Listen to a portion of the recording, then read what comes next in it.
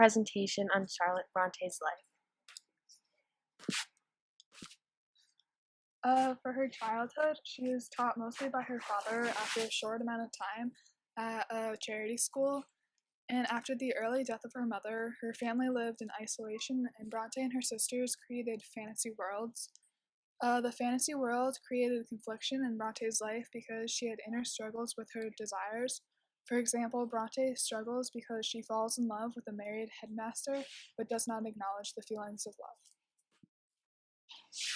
love.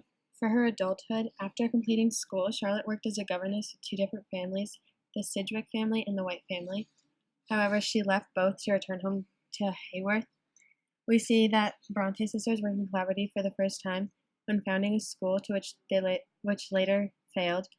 And soon after this attempt, Charlotte was the one who took initiative to publish some of the poems she found that Emily wrote, then published some of the poems from each of the sisters, but used pseudonyms of Kerr for Charlotte, Ellis for Emily, and Acton for Anne. She then later on got engaged to Rev. A. B. Nichols and eventually married him, though people never believed she actually truly loved him. And then towards the end of her life, she got pneumonia and died of dehydration.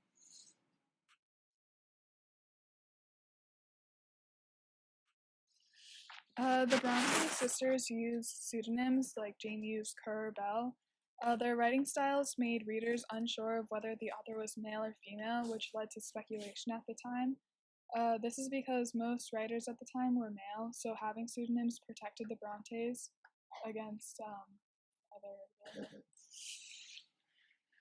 Then there's parallels to Jane Eyre, and Bronte was sent to a charity school as a child, similar to Jane being sent to Lowood. And Bronte uses this description of Lowood to describe her experiences at the school she attended with a similar dismal setting.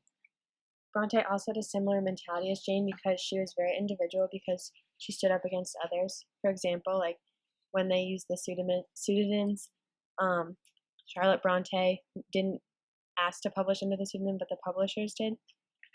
And after finishing school, she became a governess to a family, to the Sidgwicks, and then left to return home, comparing to Jane's position at Thornfield and her leaving to return home.